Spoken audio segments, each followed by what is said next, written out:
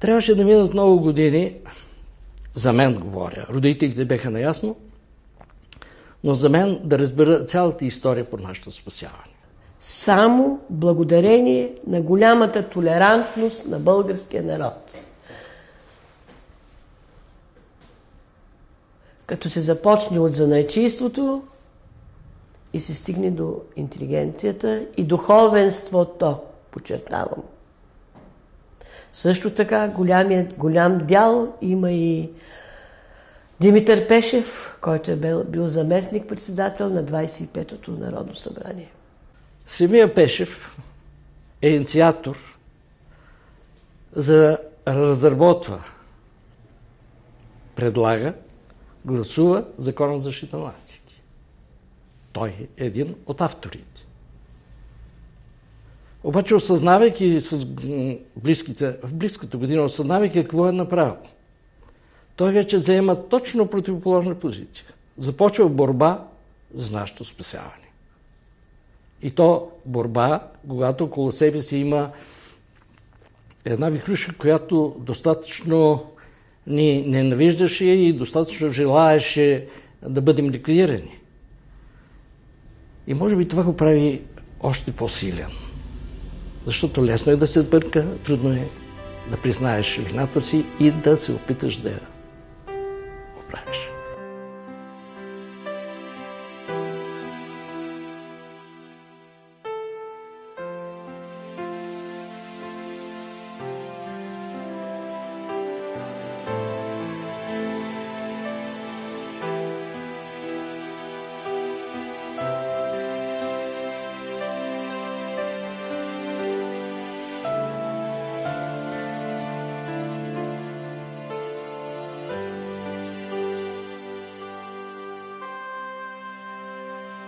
След като се прави тази акция, решено беше от Комисарството по етически въпроси и правителството съответно, софийските евреи и евреите от големите града бъдат изселени по провинцията. И започнаха да се получават вече съобщения за това. Това е денът е 24 май, денът, в който България празнува със съответни манифестации на ученици. Царя излиза там на показ, пред който децата ще манифестират. И в този момент еврейството се събира пред синагогата. И тръгваме, вече ще тръгваме. Добре, тръгваме. Стигаме некъде до Стамбулийски, ама вече за към центъра. И като тръгват полицаи с коне, конна полиция, бият, дето сварят. Бой. И аз като почвам да бягам оттам и се спирам чак на Одрик. След това групи от полицаи тръгват по къщите. И дали неберазни хора, дали случайни, вероятно и двете неща е имало, и неберазни и случайни, са били привиквани. Арестуваха сумата и народ. Набиха ги хубаво в полицията. Това е първата демонстрация на организирано от евреи в условията на фашистска власт. Не само в България, и дори в европейския мащаб. Добре, но това не им попречи да не изселят.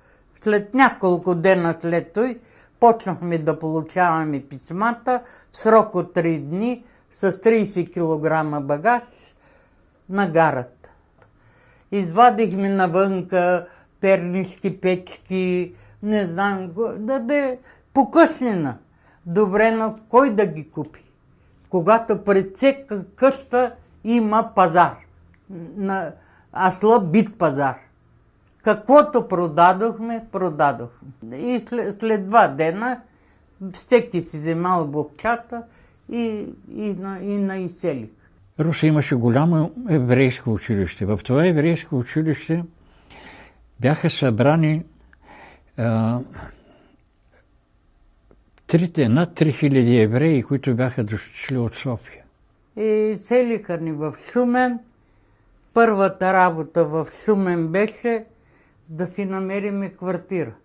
Трябваше да спим в училището, в салона. Налягали там, всеки с багажа си налягал, беше грозна картина. А глада намореше ужасно.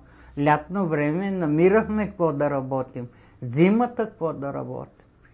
И със сестра ми в една перална. Перяха на войните чебельот. Дозини. И ние простираме. Имаше перална, перачки. Ние задачата е да простираме. Как се простира зимно време? Дозини бельо. Скоченяцват ти ръцете. Обаче...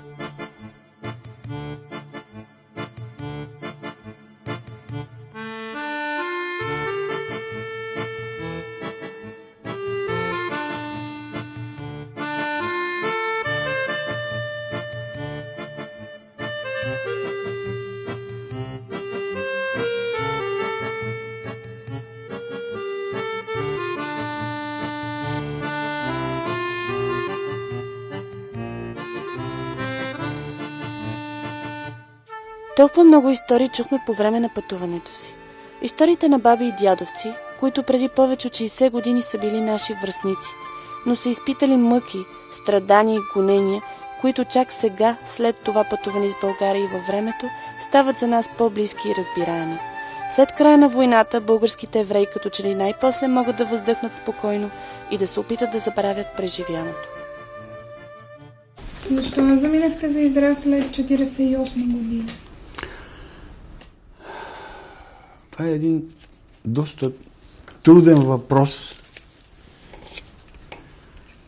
Тогава почти всички евреи масово напуснаха град Дупница и моите братовчеди, войчовци, Лели, Чичо ми замина и той. Всичките заминаха за там, но ние не можехме да заминем по простата причина, че дядо ми и баба ми бяха много възрастни вече.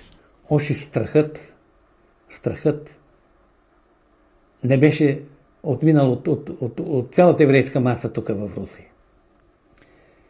И не знаехме какво ще стане по-нататък. Все пак евреи белязани. Това не беше идеала да отидем в Палестина, да работим и да помогнем да се изгради еврейска държава. Това беше нашият идеал. Тогава Организацията на Обединените нации взема решение да се създаде еврейска държава. И това беше също един повод масово да се замини, защото трябваше да се засели тази държава. Това беше една такава масова психоза. За мене. Така го виждам аз. Една масова психоза, като се каза Израел, еврейска държава, и всичките имаха... То не беше психоза, а беше ентусиазъм. Искаха да отидат и да създадат собствена държава, в която да не бъдат малтретирани, така както бяха баща ми и неговите връстници и по-младите от него, да не ходят по трудови лагери, да живеят спокойно, да направят собствена държава. Може би това беше в тях един патриотизъм.